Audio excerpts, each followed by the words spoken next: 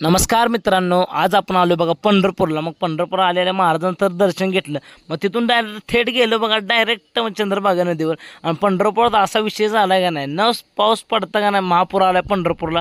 आणि पुंडलिकाचं मंदिर तर का नाही तुम्हाला सुद्धा अर्ध बुडलेलं का नाही, त्यामुळे काय विषयच नव्हता. म्हणलं आता अवघड झाले, खाली जाता येत नाही. मग आता इथून लांबूनच दर्शन घ्यायला लागते म्हणलं. मग लांबूनच का दर्शन घेतलं. मग दर्शन मग घेऊन म्हणलं आता महापूर बघा लागतोय का नाही.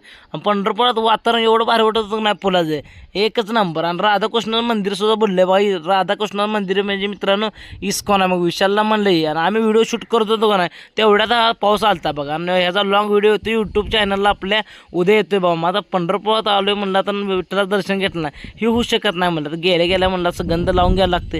आणि तुम्ही विठ्ठला आल्यावर गंध लावता का नाही हे कमेंटमध्ये सांगा. आणि गंध लावल्यावर कसं वाटतं हे बी सांगा. मग मित्रांनो आपल्या व्हिडिओ आवडतं तर लाईक शेअर आणि सबस्क्राईब करायचं तेवढं विसरू नका. आणि मोठा व्हिडिओ उद्या येतोय बघा यूट्यूब.